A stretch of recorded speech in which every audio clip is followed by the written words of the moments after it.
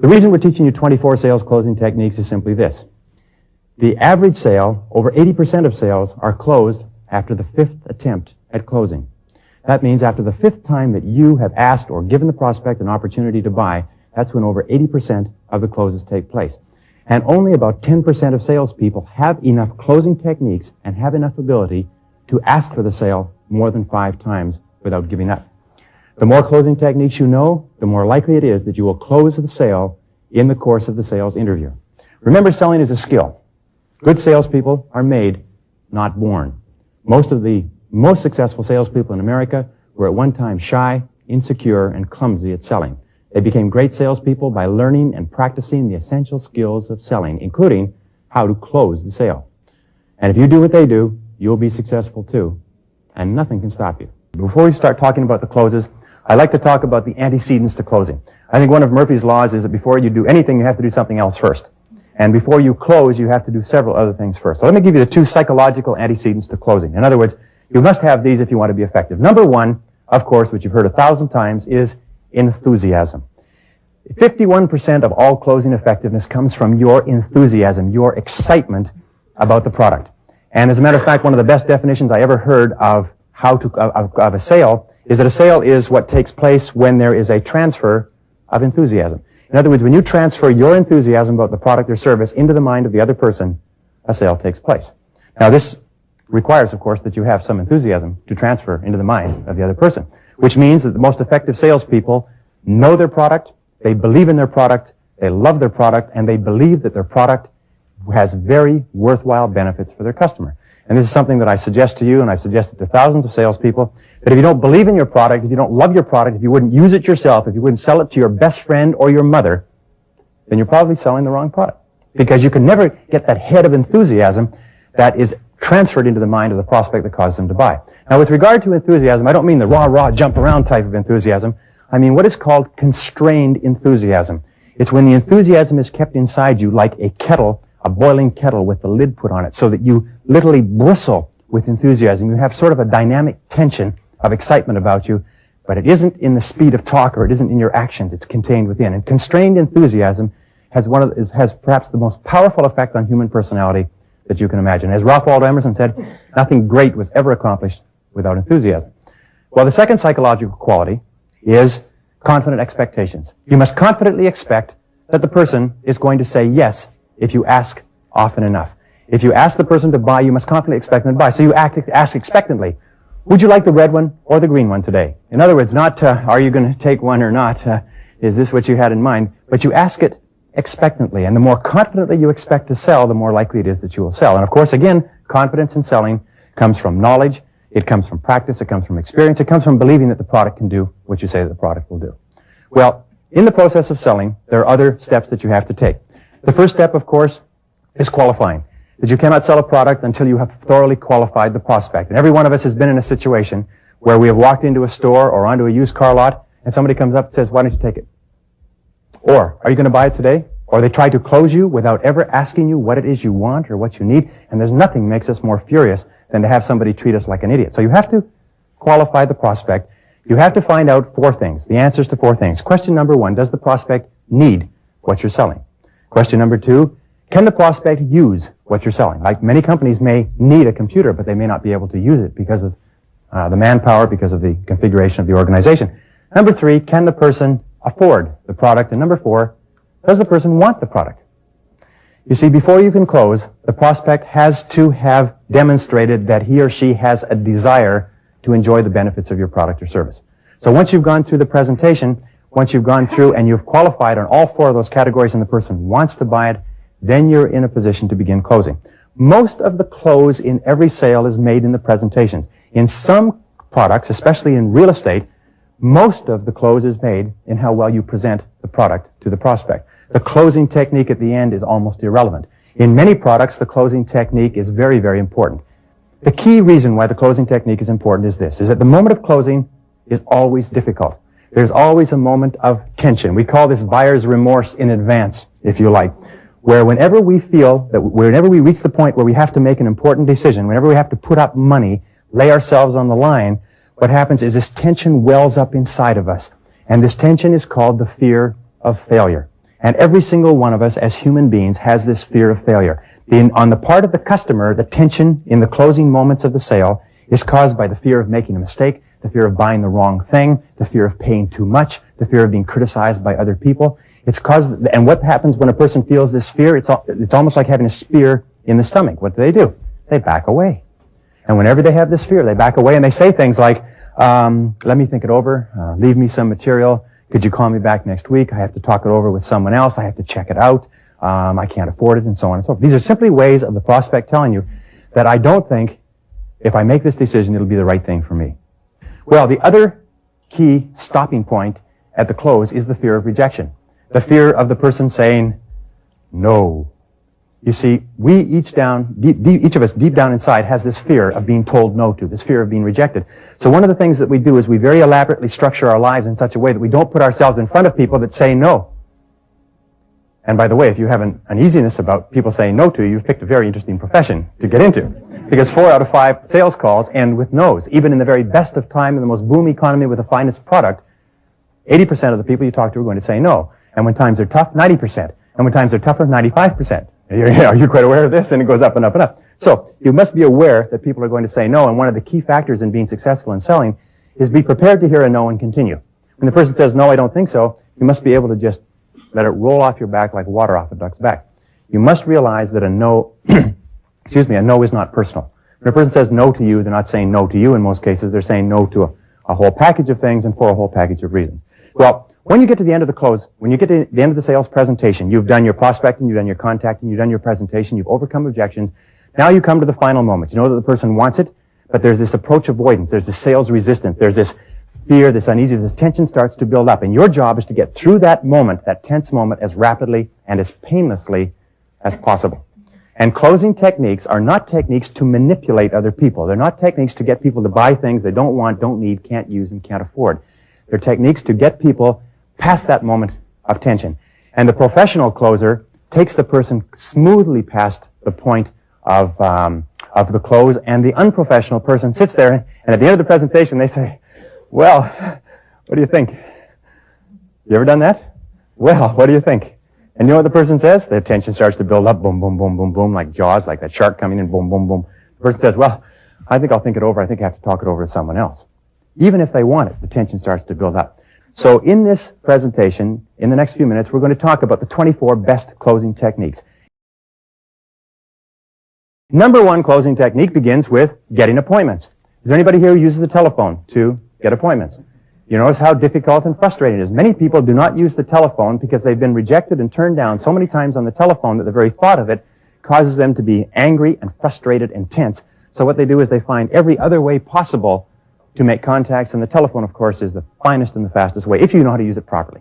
So in approaching a prospect and using the telephone, the key is this, that the first thing that you say to the prospect, once you have found out who it is, has to be something that breaks preoccupation, grabs attention, and points to the result or benefit of the product. Now, let me give you an example. I used to sell, believe it or not, sales training programs. And I would qualify my prospects, and I would call and make appointments. And I found that I could get appointments 9 out of 10 times with qualified prospects using this very simple technique. What I'd do is I'd call up and I'd ask the secretary, I'd say, who is the person who makes the decisions in this area? Who's the person who makes the decisions about sales training for your sales force? They would say, well, that would be Mr. Jones. I'd say, fine. What is his first name, please? Bill Jones. I'd say, could I speak to Mr. Jones? I said, hello, Mr. Jones. This is Brian Tracy. How would you like to see a method that would enable you to increase your sales by 20 to 30% over the next 12 months? Now, if you're speaking to the right person, the question will be aimed at something that is of relevance and something that the other person needs. Now, what do sales managers sit around and think about all day long? Increasing sales. Sales being down, sales being up, but increasing sales. When you say, would you like to see a system that will enable you to increase your sales by 20 to 30% over the next 12 months? The first question or the next question that the prospect asks is, what is it? And that's where you go into the close. And when you are telephoning for an appointment, you are telephoning to sell an appointment, not to sell a product. The biggest mistake we make is we go in to start describing our product on the telephone, and the person says, well, no, I'm sorry, I'm not interested, can't afford it, I don't have the time, and so on. So all you do is you're selling 10 minutes. You say, that's exactly what I want to talk to you about. I need about 10 minutes of your time. I'll show you what I've got, and you can judge for yourself if it's what you want. If the person says something like, and I used to hear this, they say, well, how much is it? They don't even know what it is. You ever heard that? How much is it? And this is the way you handle that. You say, Mr. Prospect, if it's not exactly what you're looking for, there's no charge at all. Very good response. Get the price thing out of the way. If it's not exactly what you're looking for, it doesn't cost you anything. Then the person says, well, could you tell me a little bit about it? I say, well, that's why I need just 10 minutes of your time. Just 10 minutes, I'll be able to show you what I've got, and you can judge for yourself if it's what you're looking for. Now, the person will often, now remember this, is that good prospects are always busy and hard to get to. Poor prospects are not busy, and they're easy to get to. If you call up somebody and you ask for an appointment, they say, sure, come on over anytime, you can be sure the person isn't going to buy anything from you. So you have to be very, very sharp in using the telephone. Now, the person's going to say this. The prospect's going to say this. Well, could you tell me a little bit about it? You say, yes, I would like to, but there's something I have to show you. Now, as soon as you say the word show, you've eliminated the necessity to describe it on the telephone. The person says, well, could you send me something in the mail? I say, I would like to send it to you in the mail, but you know how bad the mails are. Why don't I drop it off personally sometime this afternoon? Now, if the person is at all serious, they'll say, okay, drop it off personally sometime this afternoon. I'll say, will you be there? Yes, I'll be there. Okay, about 3 o'clock, I'll be in your neighborhood. I'll drop it off personally. Don't mail information. When people say, send me some information in the mail, what they're saying is, go away. I'm not interested. And when you send it to them in the mail, it goes right across the desk and into the wastebasket. If you're going to send things in the mail, what you do is you put it in the envelope, throw it in your own wastebasket, save yourself a stamp. We make the mistake of thinking we can throw it in the mail and we're actually making sales. No, we're not making sales. So what you ask for is 10 minutes, and this is the key expression. You be the judge. You decide for yourself if this is what you're looking for. And if you say it in that way, the person will say, well, I don't know. All I need is 10 minutes of your time, and you can judge for yourself. Because what this does is this says that you'll only be there for a short period of time. You will put no pressure on the person. You'll just show them what you've got, like an Arab trader in the bazaar lays out their wares. If the person doesn't want to select one in 10 minutes, you'll be gone. Now, I have found that if you ask for 30 minutes, you will have to wait for weeks, maybe forever. If you ask for 10 minutes, you can always be slipped in. Don't make the mistake of doing the old insurance salesman's trick. God bless the insurance industry. Of saying, how about 10 o'clock today or 2 o'clock tomorrow? This alternative close on it. Don't do that, because it's been used so many times that what it does is it insults the other person. Just say, sometime this afternoon or maybe sometime tomorrow. Be very flexible. Once the person gives you a time. Now, this is another thing they do. They say, why don't you call me on Monday and we'll set up an appointment. And what you say to them is this. You say, look, I've got my calendar right here. Is your calendar handy? Dumb question, of course. The person's at their desk. Their calendar is handy. You say, let's set up a time right now. How about 10 o'clock Monday morning? Don't allow yourself to be put off with this call me back on Monday nonsense, because it's just another way of them avoiding seeing you. Remember, the very best customers you'll ever have are the ones you're going to have to fight to get in to see. They are the ones who are the best for you. So when they try to put you off and they try to avoid you and they try to make excuses, it's what they're saying is this may be a very, very good customer. And somebody's going to get to that prospect, and somebody's going to sell the prospect. It might as well be you. So just be persistent, be polite, be firm. Say, look, all I need is 10 minutes of your time. Just 10 minutes will do it. 10 minutes you'll be able to decide for yourself. And just sell 10 minutes. If they ask you about your product or service, say, it's too involved to go into on the phone, but take 10 minutes and I'll show you what I've got. And sell only that. See, if you cannot close on the telephone appointments, you can't even get to first base. And become good at it. If you are shy about using the phone, if you're anxious, if you don't like to use the telephone, it's because you've had frustrating experiences in the past. Okay, close number 2. This is called the approach close. You use this right at the beginning of the sales presentation. And the purpose of the approach close is to get the person to make a commitment to giving a decision at the end of the presentation, rather than the person saying afterwards, I have to think it over. And the approach close is something that you use when you have a product or service which is used and needed by almost everybody. And what you say is this. You say, Mr. Prospect, recognizing that at the beginning of the sales presentation, sales resistance is the highest. The person's resistance is up. Remember, we live in a commercial society. People are trying to sell us something every single day, 50 times a day. 2,000 advertisements a day is what we see in our society. Radio, newspaper, television, billboard, buses, and so on. Everybody's trying to sell us something. So we have natural, from the age of 5 years old, sales resistance. And you have to overcome it, and it's a beautiful way to overcome it at the beginning. You simply say this, Mr. Prospect, I'm not going to try to sell you anything now. I'm not going to try to sell you anything right now. Just relax. The person says, oh, that's good. You say, all I'm going to do is I'm going to show you some of the reasons why people have bought this product and continue to buy it over the years, or one of the reasons why thousands, or some of the reasons why thousands of people have purchased this product. And all I ask you to do is look at the reasons why others have bought it and judge for yourself and tell me one way or the other whether or not this applies to you and to your situation. Is that fair? I'll just show you why others have bought it, and you just tell me whether or not it applies to you and your situation. Person will say, okay, see what you're doing is you've offered them a deal. The deal is, I won't try to sell you if you will listen with an open mind to my presentation. And the person says, okay, I'll listen with an open mind. And then you go into your normal presentation. And you go through the presentation. At the end of the presentation, the prospect cannot say, well, I have to think it over. You say, Mr. Prospect, you promised you'd give me an answer one way or another. It's a very simple close. You promised you'd give me an answer one way or another. And from what you've said, it seems that this product is just ideal for your situation. And you can go right through to the close. Another close that you can use right at the beginning is called the demonstration close. And boy, is this ever effective. You can use this for almost anything. The demonstration close is what you do to qualify the prospect in the opening statement and to get a clear statement from the prospect that they're in a position to buy and to pay for this product. We used to use this in selling mutual funds. We'd say, Mr. Prospect, if I could show you the very best investment you've ever seen in your life, are you in a position to put $5,000 into it right now? Prospect says, well, I don't know. No, I haven't got 5,000. How about 4? Well, I don't know. How about 3? Well, yeah, 3. Yeah, if I could show you the best investment you've ever seen, would you put $3,000 into it? Are you in a position to put $3,000? He says, well, yeah, if you could show me the... See, now what you've done is you've changed the focus of the discussion. The discussion is not whether or not the person listens to your presentation. The discussion is, can you demonstrate that you actually have an investment or a product that's as good as that? Another thing you can say is, I can show you the best sales training system that you've ever seen, the best, cheapest, finest sales training system you've ever seen. Are you in a position to commit your company to it right now? The person says, well, you know, if it's that good, are you in a position to make a decision right now? Well, so yeah, I can. Now, then you go through your presentation.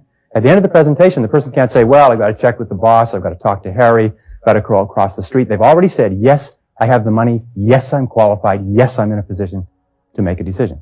So a good, strong opening question that grabs attention and says, geez, like if a person is in the stock market or is investing in anything, when you say, if I could show you the best investment you've ever seen, what's the first thing that they ask? What is it? Tell me more about it. I'd like to learn about it. If I could show you the best investments you've ever seen, are you in a position to make an investment today? If I could show you the product that you're looking for, are you in a position to make a decision today? In real estate, I've seen this over and over again. One of the first questions that you should ask people when you take them out, instead of going to these people who are kicking tires and looking at homes 2 years before they ever plan to buy one, is say, if we could find the exact house you're looking for, when would you want to take possession? Just tell them that as you get into the car. You know, like you'd ask them, what do you think of the weather? Very often people will tell you, oh, well, we're just looking, you know, we're just sort of in the market. We're just looking at, we're visiting 27 other real estate agents. We're planning to spend 2 years at it so we know every single house in North Chicago or whatever it happens to be. So ask them that question. If we could find exactly the house you're looking for, when would you be prepared to take possession? And they can tell you. They say, well, I don't know. Or they'll tell you that they're not in the market at all. Very simple question, and it's not an invasive question. It's not a rude question. Okay. The hot button close is considered by many sales professionals to be the most important and the most powerful close of all. The hot button close is based on the fact that 80%, the old 80-20 rule, 80% of the buying decision comes to bear on 20% of the product features. And in my experience, 90% of the buying decision comes to bear on about 10% of the product features. In other words, it is up to you to find the 1 or 2 things in your whole offering that are the key determinants of this person buying the product, and then to push that hot button over and over again. Because every time you mention the hot button, the person's desire to own the product goes up. Every time you talk about something that is not really important to them in the sales presentation, their desire to purchase it goes down. And good salespeople are people who question skillfully and listen carefully. And we find what is called the Freudian slip. The Freudian slip says that if you talk to people long enough and give people enough chance to talk, they will tell you everything that you need to know to sell them. And that's why the old saying, telling is not selling, is true. You're only really selling when you're asking questions and giving them the opportunity to tell you what they're looking for, what they want, what they need, what they're concerned about, what their worries are, and listen. And the more you listen and the more you ask questions, the more likely it is that they will say, this is what I'm looking for. Nito Cabine calls this the key benefit. There's a key benefit that a prospect is looking for before they make a decision. Until they can find that key benefit, they won't make the buying decision. One of my favorite stories.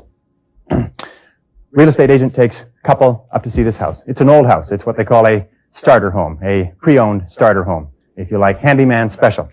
Pulls up to this house, and in the backyard, there's a beautiful flowering cherry tree. And the salesman says to the couple, what do you think of this house? And the wife says, look at Harry, look at that beautiful flowering cherry tree. Ever since I was a girl, I wanted to have a house with a beautiful flowering cherry tree in the backyard. And Harry says, shut up. You know how Harry is. Shut up. They get out, they go into the house. Salesman's no dummy, walks in behind them. Harry comes in, Mr. Tough Guy, says, geez, you're going to have to replace the steps. He says, yes, but see, that beautiful flowering cherry tree just around the corner. They walk into the house and say, gee, the carpet's gone. Yes, but from here you could see that beautiful flowering cherry tree, Mrs. Smith. And they walk through, they say, look at this living room. They have to put in new baseboards, new lights. Yes, but look at that beautiful view of that lovely flowering cherry tree. Every single room they went into, the kitchen needs new plumbing. Yes, but you can see that beautiful flowering cherry tree. The bedrooms are too small, but look at the view of that beautiful flowering cherry tree. At the end of the presentation, Mrs. Smith, who makes the buying decision in every home purchase, says, Harry, I sure do love that beautiful flowering cherry tree. In other words, this is the hot button. You push the hot button over and over again. Now, what amazes me is that salespeople will go out and talk, and people will say, boy, I'm really interested in a house with a pool. I'm really interested. Here's a beautiful house. Isn't that a beautiful yard? Yes, but it doesn't have a pool in it. Now, here's a beautiful one. You put a tennis court over there. Yes, but it doesn't have a pool. And this one has a wonderful basement, but doesn't have a pool. The person keeps saying, this is what I want, is a pool. And what you do is you listen to that hot button and you build the sale around that. The trial close is something the professional salesperson asks throughout the presentation to find out how well they're doing. It's also called the check close. This means that you check how far along you are. So where you present part of your product and you say, what do you think of this so far? Or does this make sense to you? Or is this what you're looking for? Or is this what you had in mind? Or is this an improvement on what you're doing right now? These are check closes. Now, the wonderful thing about a check close is that the prospect can answer yes or no, and it doesn't end the presentation. If you say, is this the sort of layout that you're looking for? Prospect says no. You say, fine, well, let's look at this layout over here then. Or you can say, is this the colors that you're looking for? Prospect says yes. You say, good, well, let's look at more of the colors in this area. So the check close is like you're traveling down a road and you come to a fork, and at the fork you say, is this what you like or is that what you like? And the next fork, is this what you like or is that what you like, on the road to the close. And good salespeople ask check closes throughout. They never present one piece of information without a check close. You drive up in front of the house. You say, you like the outside look of that house? Yes or no. You come in the door. You like the entry hallway? Yes or no. You like this color scheme? Yes or no. You like the way this is laid out? Yes or no. In other words, they keep asking questions, and the questions keep giving them feedback that enables them eventually to build a picture, a composite picture of exactly what the prospect wants. The power of suggestion close is based on the fact that we are all very susceptible to the suggestive influences of people around us, which means that when a person is excited about something, excitement is contagious. When a person is enthusiastic about something, enthusiasm is contagious. So what you say in a power of suggestion close is you say, boy, you're really going to enjoy the way this car handles on the road. My brother's got one of these cars, and boy, does it ever grip the road when he's driving it. In other words, you keep talking about to the prospect about the product or service as if they've already got it. You are really going to be happy when you travel in this summer. Or you're really going to enjoy this holiday to Europe. Or you are going to love this tour. Or you're going to enjoy living in this neighborhood. This is one of the best neighborhoods in this part of the city. You talk to them as though they've already made the decision to buy, and you try to create mental pictures or pictures in their mind of what it's going to be like to use, to enjoy, to benefit, to own the product. And you create these pictures, and they go away, and they start thinking, instead of thinking, will I buy it or not, they're thinking of how they're going to enjoy it once they've purchased it. The best example of the ascending close, it's called the part-by-part close, or the yes, yes, yes close. And this is best used for mutual funds, investments, encyclopedias. Encyclopedias are the perfect example. Anybody here ever sold encyclopedias? And when you sell encyclopedias, they teach you the encyclopedia sales presentation. The presentation is brilliant. It was designed by a group of psychiatrists at the cost of $250,000. I tell you what, if you ever want to see something wonderful, call one of the encyclopedia companies or fill in one of those cards and get somebody to call on you. Absolutely amazing. What it is this. They start off asking you yes questions. And the basic rule is this. Every time you ask a yes question, the prospect's buying temperature goes up 3 degrees. And we don't know where the prospect's buying temperature is starting from, but we know that there is a certain point at which the prospect will say, I'll take it. And if you can ask enough yes questions, the prospect will finally come to the point where they say, how do I get it? And the encyclopedia sales presentation starts off by saying, knock on the door. Hello there. Do you live here? Very good question. They're all qualifying questions. If ever the prospect says no, the presentation is over. You see, the prospect says, no, I'm just visiting. There's no point in making a presentation. They say yes. They said, well, we're doing a survey in this neighborhood, and we'd like to get your opinion on higher education. May I ask you a few questions? The person says, yes. Do you believe in the value of higher education? Yes. Well, would you be interested in accepting a free set of encyclopedias from us to put in your home? Yes. May I come in and explain it to you? Yes. Yes. Yes. And there's 42 yes questions. Oh, it should be illegal. At the end of this presentation, The person is saying yes, yes, yes, and they've bought $1,600 worth of encyclopedias. Now, any presentation can be designed. What I do is I design my sales presentations, and I'll take sometimes hours, sometimes days to do this, to design a sales presentation so it fits on one page, and it has about 7 to 10 questions. Each question which can be outlined or explained or drawn on one page, and each question starts with a yes. And each question is answered with a yes. Each question requires that the person agree, and each question becomes more and more product specific until the final yes is when they're going to take delivery. Would you like to take delivery right away? Yes. And so and this is the kind of presentation that takes skill to design, but it is one of the most powerful presentations that you can imagine. If ever you find yourself saying yes, yes, yes in a sales presentation, you know that you are being given a perfectly professionally designed presentation. The invitational close is where you simply invite the prospect to make a buying decision. My favorite invitational close is, why don't you give it a try?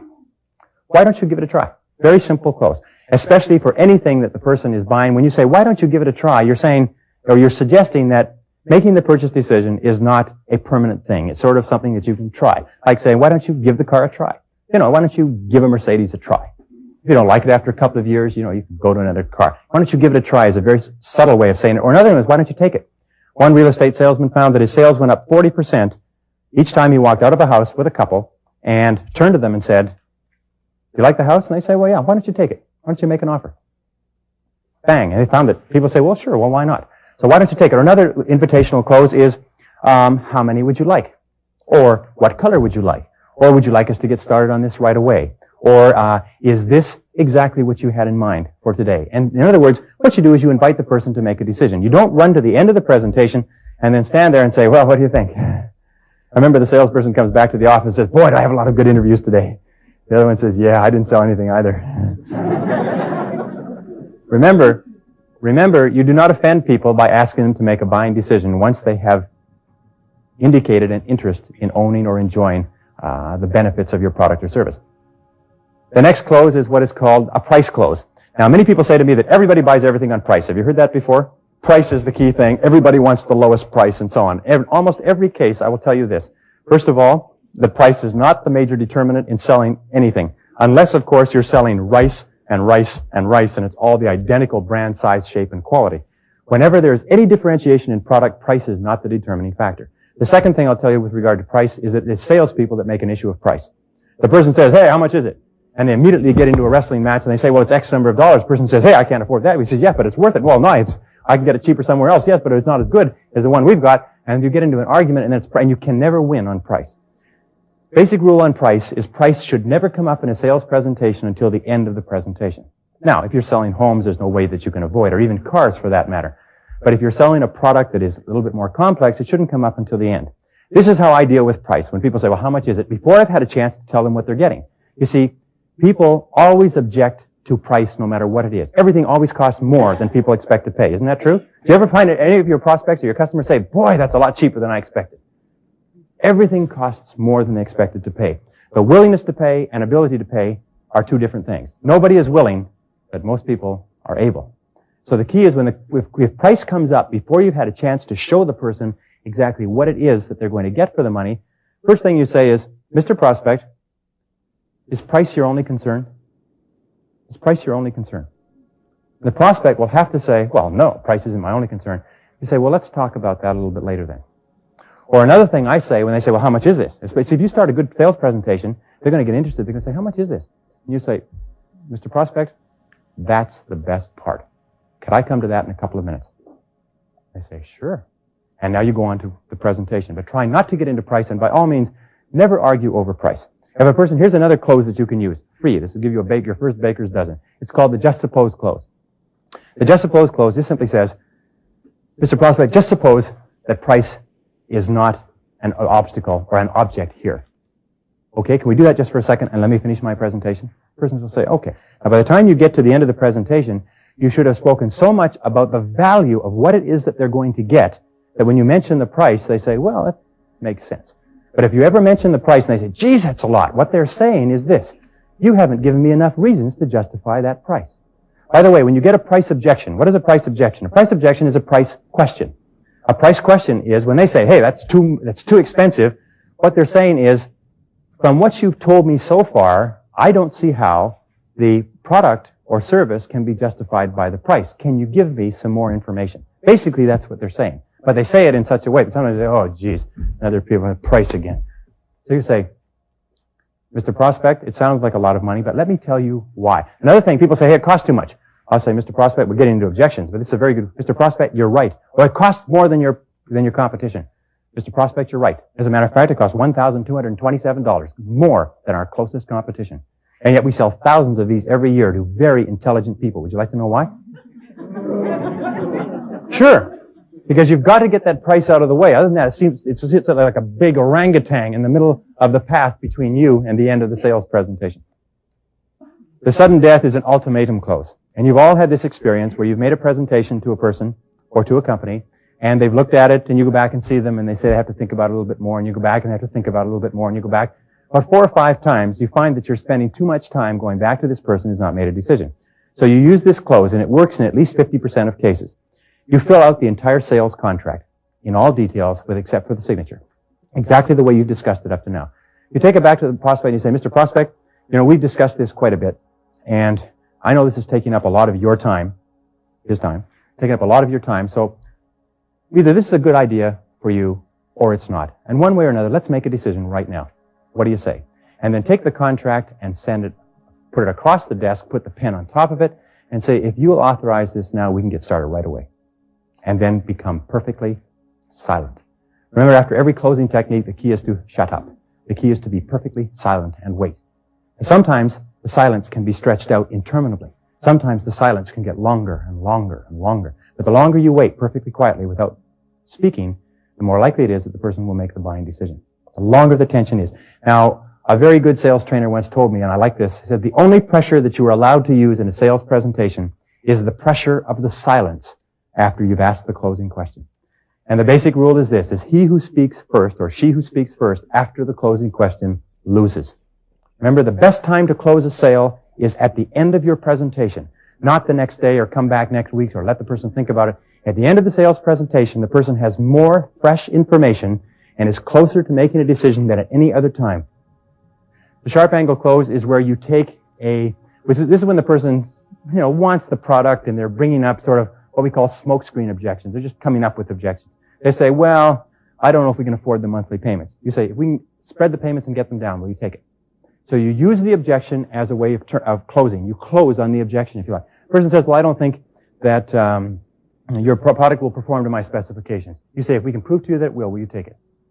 You say, well, I don't think you can get it here on time. If we can get it to you on schedule, will you take it? So what you do is you take the objection and you just turn it around into a reason for buying. Because this forces the person to say either, well, yes, I'll take it, or that's not the real reason why I'm not making a buying decision. The instant reverse close is something that you can use all the time, and it's something that takes a little bit of guts to get used to. But it's very simple. The person says, I can't afford it. You say, that's exactly why you should take it. What? You say, that's exactly why you should take it, Mr. Prospect.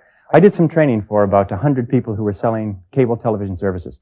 And they were going door to door, trying to sign up people for cable and pay television.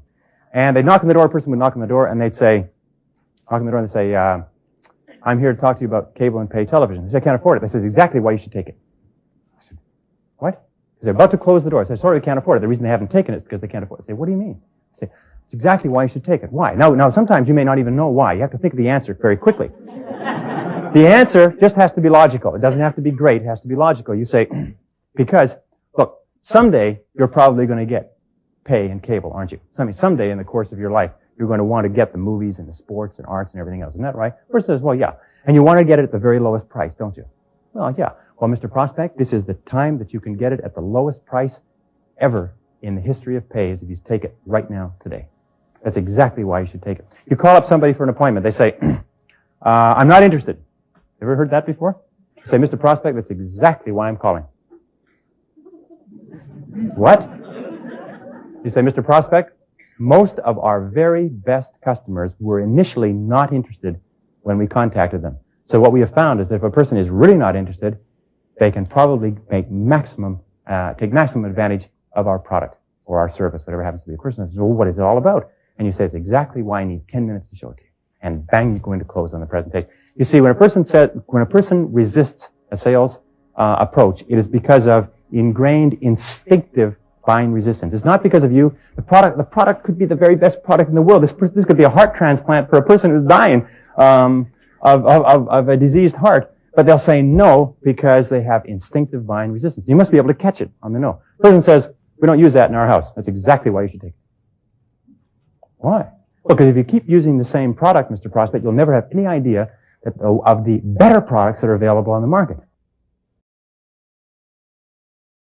The change places close is very simple. You're into a presentation and the person will not tell you what we call the key issue, the number one reason why they won't buy. You see, in every sales presentation, in every product or service that a person will buy, there's a key benefit that they want and there's a key issue or a key objection that is stopping them from buying it.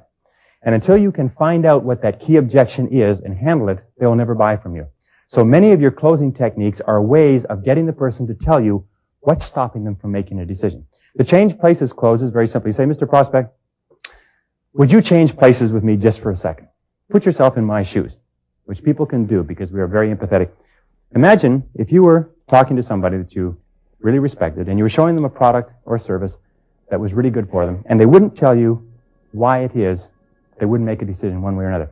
What would you do if you were in my position? Almost invariably, the person will say, well, I'll tell you then. And they'll actually give you. They understand what it is. Or you can say, you can add to that, you say, Mr. Prospect, what would you do if you were in my position? Tell me, is it the money? And ask them, is it the money? Because if it's not the money, they'll say, no, it's not the money, it's something else. Or they say, yes, it's the money. You say, well, and this is a good closing question. Mr. Prospect, what would we have to do a deal? Just a good question. What would we have to do a deal? Or another question is, how far apart are we right now? Mr. Prospect, tell me, how far apart are we right now? These are two very powerful closing questions. The person says, I can't afford it. I can't afford it. I had a landscape architect, came to my course, and he learned this technique. He had put in a bid to do a job of landscape architecture.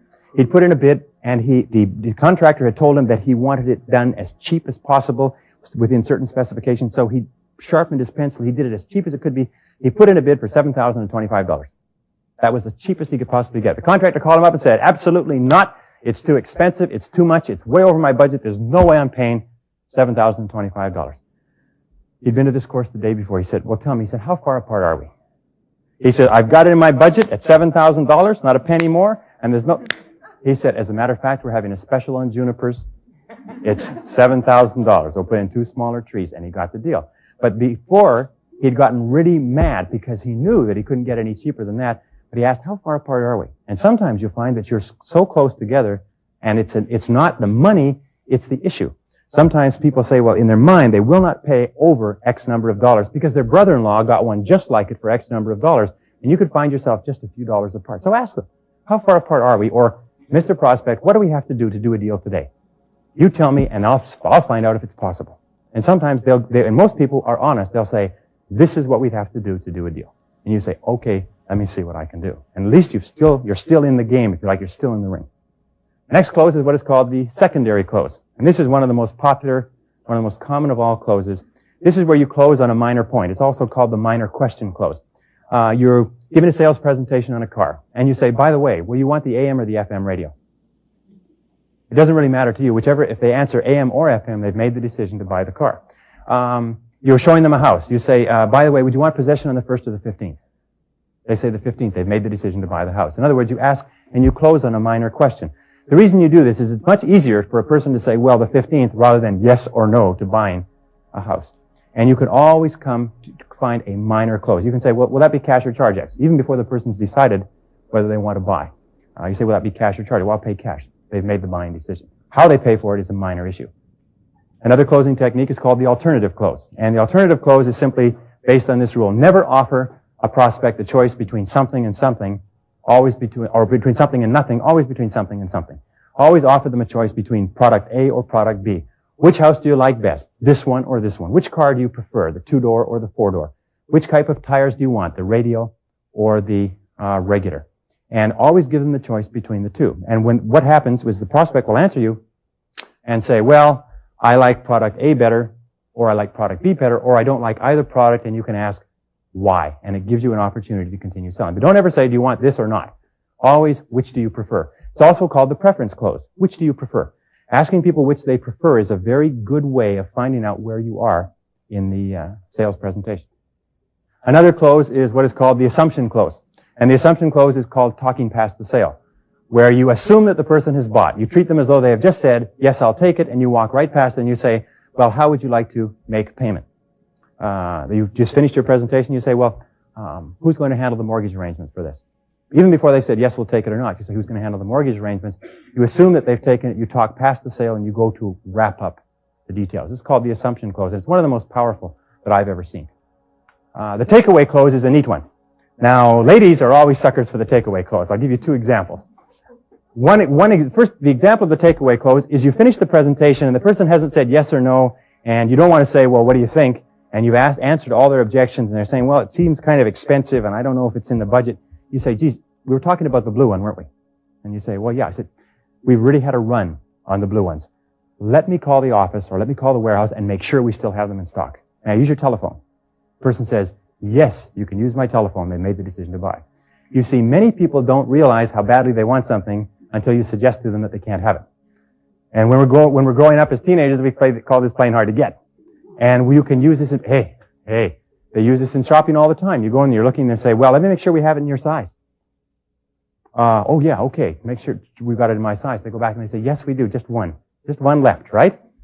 Another thing this is another closing technique they use in ladies' boutiques. I don't know who taught them this, but they all use it. Ladies in there, she's trying on something that's expensive.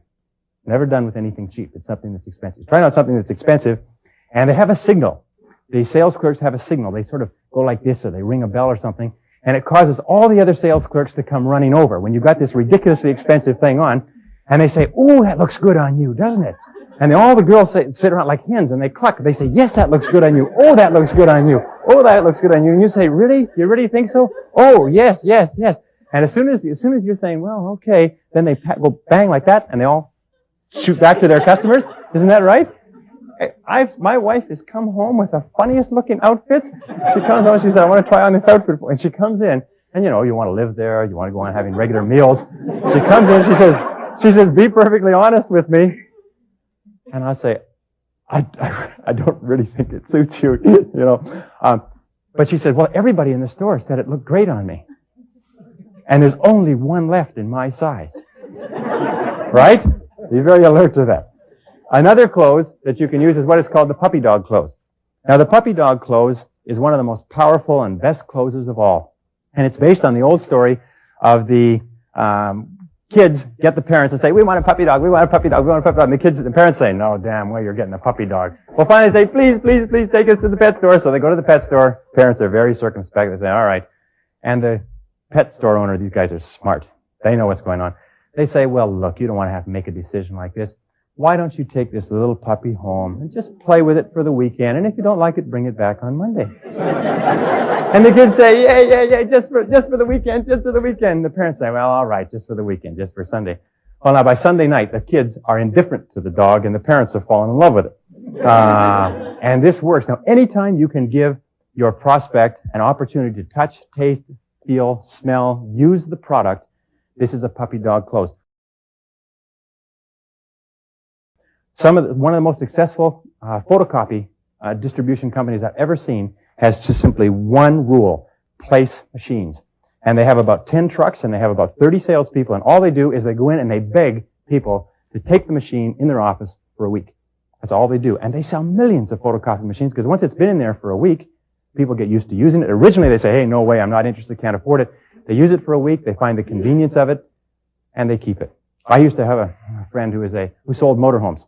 These big, expensive motorhomes, $30,000, $40,000. Now, let me tell you about a puppy dog close. It's beautiful. Good times and bad. This guy is one of the top motorhome salespeople in America. Somebody comes to buy a motorhome. Now, he knows that people who buy motorhomes shop motorhomes. They go to every single vendor of motorhomes in the whole world. Has anybody here ever bought a motorhome? How much time did you spend looking for motorhomes? Well, motorhome people are fanatics, and they know everything there is to know about motorhomes. So he meets them, he talks to them, he shows them through the motorhomes. He doesn't try to close them. He establishes a rapport with them.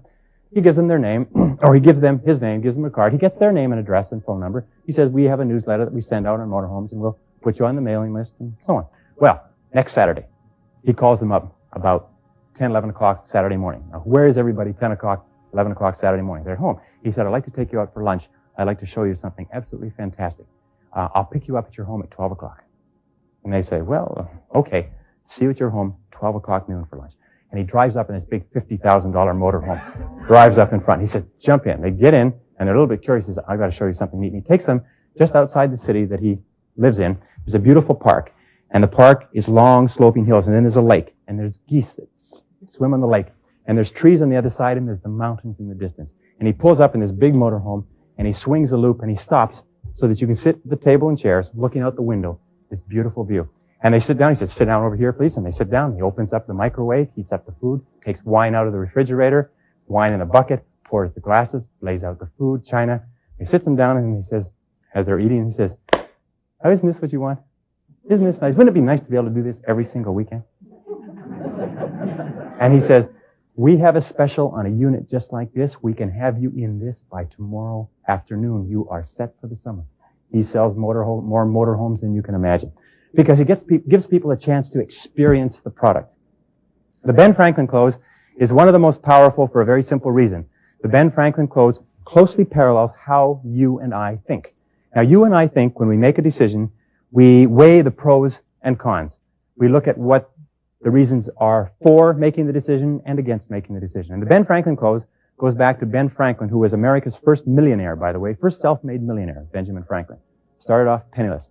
And he used to make his decisions by taking a piece of paper and drawing a line down the center, and he'd write all the reasons in favor of making the decision on one side of the paper and all the reasons opposed to it down the other side, and then he'd sit and he'd study the reasons and make his decision. Now, whenever you're selling anything complex, this is a very fine method.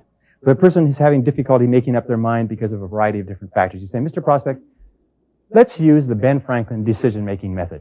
It's a very simple method. Ben Franklin used to use this, and he became one of the richest men in America making decisions on this basis.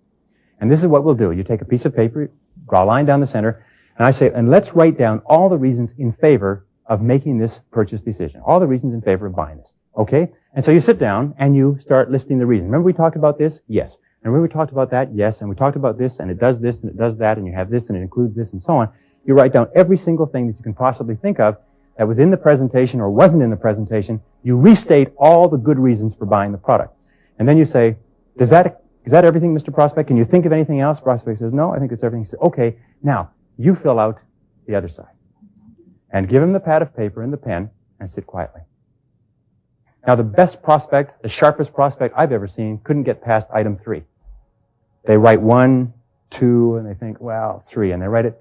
And then you look at it and you say, well, Mr. Prospect, it looks like you've made your decision. And the prospect will almost invariably say, well, yes, I guess I have. I taught this to a gentleman who was in commercial real estate. And he said he'd heard about this close all his life. Everybody's heard about this close, right? He said he never used it until he was in a transaction with a large financial institution, which was a trade and purchase and sale of a series of properties between two institutions, merging properties, selling properties, turning some into cash, and so on. And he'd been going back and forth with these people for 3 weeks. He said, finally, why don't we use the Benjamin Franklin decision-making method? They had nothing to lose. With a vice president of this financial institution. They sat down and they went through it. At the end of it, he turned it over. He said he did word for word from the course. He said, he turned it over to him. He said, now you write the reasons opposed. He came up with 2 or 3 reasons. And he says, well, it looks like you made your decision. And he said, you're right, I have. Let's go with it. And he said he made about $15,000 commission on that deal. He said, just amazed. I met him the day after he had used it. He said he'd heard about that closing technique all his life, and he'd never used it because it seems so simple. But it's very, very powerful. Just try it. Try it once and see what happens. The summary close is where you sit down and you say to the prospect, all right, after the end of the presentation, you say, well, now let's just briefly go over what we've talked about. And you say, remember we talked about this. And you summarize everything that you've discussed. You summarize the feature and the benefit, the feature and the benefit, the feature and the benefit. You go through the whole list right down to the end. You say, can you think of anything else? Prospect says, no. You say then, well, why don't you give it a try? Or should we get started on this right away? Or is this what you had in mind? Or why don't you take it? And just simply close. You see, when you summarize all the reasons for buying the product or service, and you summarize it in the order that you want, at the end of that summary, the individual will be at their highest buying temperature. They'll be the most likely to buy. You're selling a home, for instance. You say, well, now, before you make a decision on this home, let's look at all the things that you're looking for in a home. Let's look at all the things that this home has.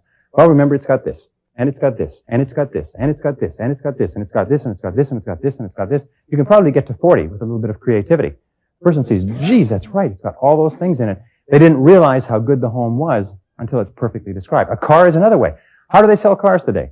Well, what you do is you have your stripped-down basic model, which I don't even think comes with seats or steering wheel.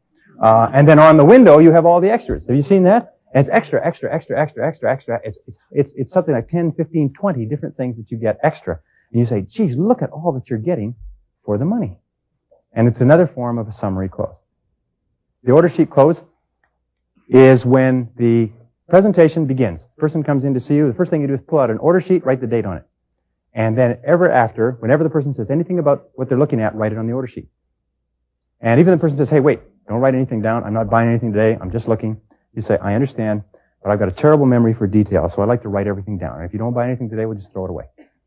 Okay, fine. And you keep writing on the order sheet. So the person gets used to seeing their information written on your sales contract. Now, another way that you can use the order sheet close is at the end of the presentation, just pull out the order sheet and start filling it out. And this is what I used to do. I take out the order sheet, and especially with investments, this seems to be good, and life insurance, and I guess encyclopedias and a lot of other things. I take out the order sheet, and I'd say, I write the date on it, and if they don't stop you from filling out the order sheet, they made the decision to buy, you see. And then I say, could you give me the exact spelling of your last name for mailing purposes? If they give you the exact S-M-I-T-H, Smith, they give you the exact spelling of their last name, they've made the decision to buy. And you say, and your first name, middle initial, what is your exact mailing address? And you go in to fill it out. It's a very fine close. It's kind of like a secondary close. It makes it easy for the person to make the buying decision. So just say, what is the exact spelling of your last name, please? Start writing it in. Unless they stop you, they made the decision to buy. And they say, well, I haven't decided to buy. You say, why not? Sometimes they don't know. Say, well, I don't, why not? Or a beautiful way of overcoming objections that I learned from a friend of mine is this. When the person says, well, I don't like it because of this, you say, why do you feel that way? Why do you feel that way? You see, nobody knows why they feel anything. If you say, why do you think that way, people will have an answer. But if you say, why do you feel that way? The person will say, well, I don't know. Why do I feel that way, Gloria? I don't know. Why don't you take it? Yeah. Okay. And they can't even remember why it is that they were objecting. 22nd close on our list is called the relevant story close. This is a powerful close because we make all of our decisions with the right brain. And the right brain is stimulated by stories and pictures. And whenever you can create a picture, like the power of suggestion close, when you can use visual sales aids, or whenever you can tell a story about your product or service, people will remember a story about a product or service for years, and they'll forget all the technical detail in 10 minutes. So the relevant story close is when the person is having difficulty, or even in the middle of a presentation, tell a relevant story about somebody who was hesitating about buying this product or service, and they finally decided to do it, and look at how happy they were. They married Miss America, they won the lottery, they traveled around the world. In other words, wonderful things happened to them, and they sure were happy that they made this decision. If you're selling homes in a particular neighborhood, you can say, look, a friend of mine, or a client of mine, or a relative of mine moved into this neighborhood a couple of years ago, and you couldn't get him out now with a bulldozer. That he thinks this is the finest neighborhood in the whole city. It may not be the richest, and it may not be the poorest, but with regard to transportation and shopping and schools and everything else, it's a great neighborhood. Sometimes people say, hey, well, it makes a lot of sense. Those are the kind of stories that cause people to make buying decisions, not the statistics and the facts and the square footage and the cost and the interest rates and so on. The doorknob close is the close that you use, and this is not necessarily relevant in real estate, but it's relevant in many other industries. You've made your presentation. You've given it your best shot. The prospect has resisted. The prospect's got that one major issue, that one major objection. They're not telling you because they know if they tell you, you're going to get them. So they're sitting there like this, and you're doing everything possible, and is it the money that and how far apart are we, and what do we have to do to make a deal, and no, well, I don't think so, and I got to talk it over, and I don't think so right now, and I'm not in the market, I don't think we can afford it. They won't tell you what it is that's stopping them. You know they've got the money, and so on.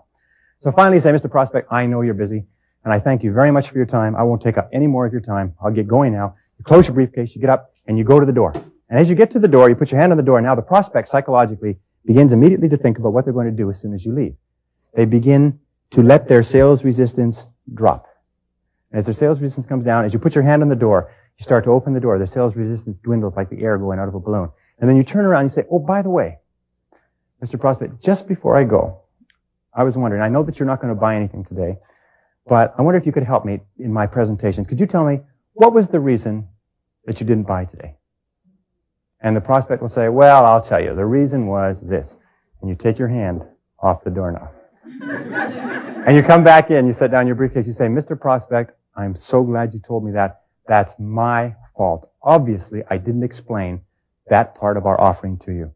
May I go over it just one more time? And sit down, and now you've got the key reason, and if you can answer it effectively, sometimes you can close at 50% and more of these closes. Now, the final close is the referral close. And the basic rule is this, that you should never leave a prospect or a purchaser without at least 2 referrals.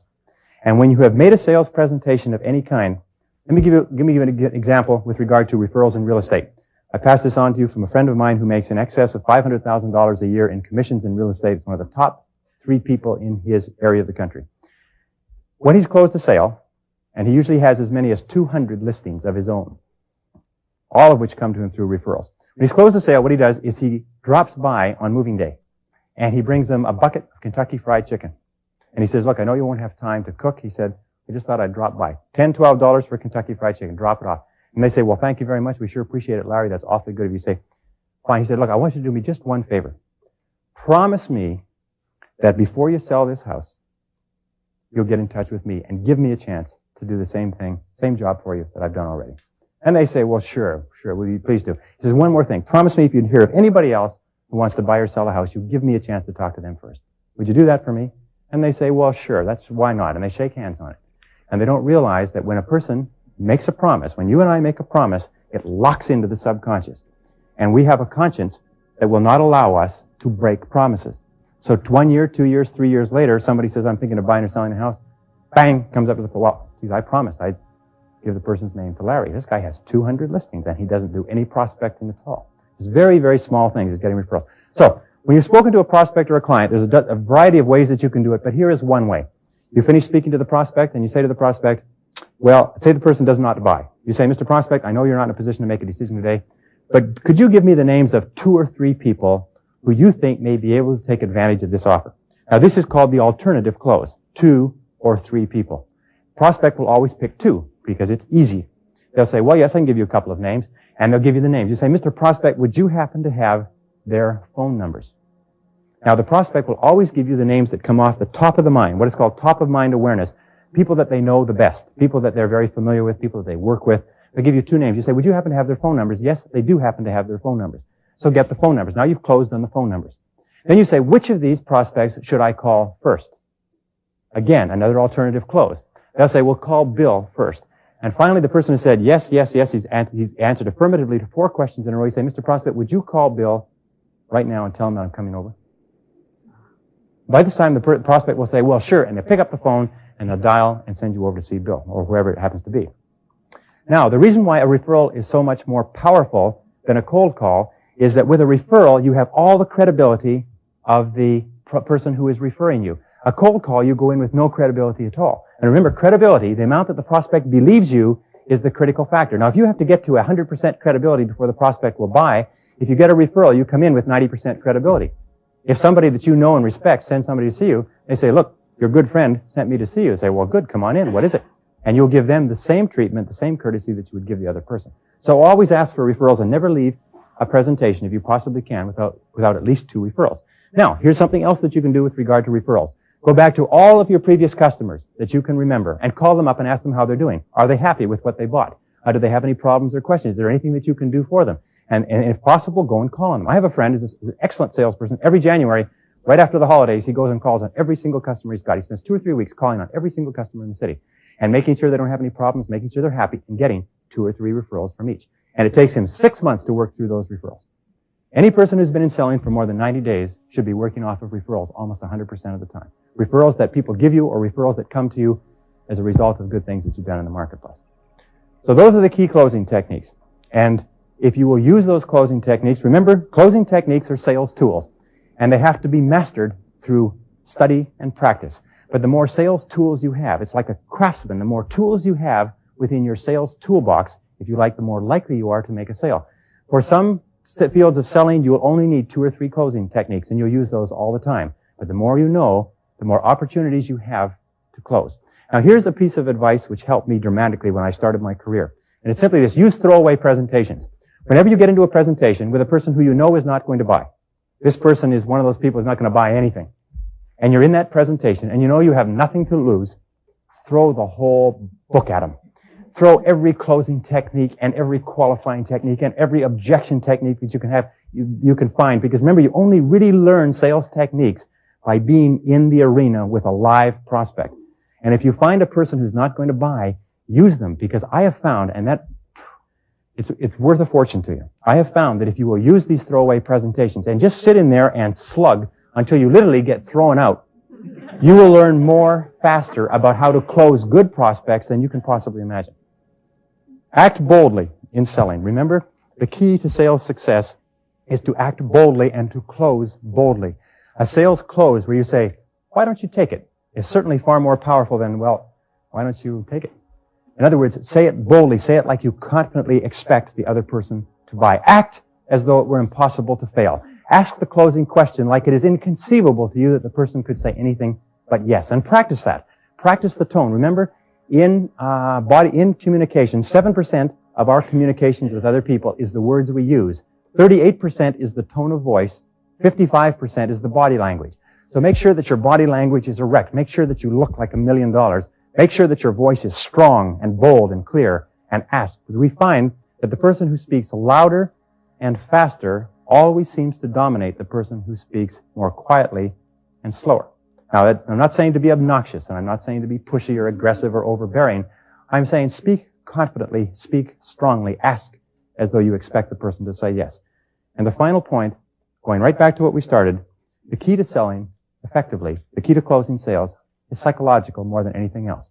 That you must have enthusiasm, you must love your product, you must believe in your product, you must have confident expectations, and you must persist. And this is the final underlying quality. What is it that it says that persistence is to the character of man and woman as carbon is to steel?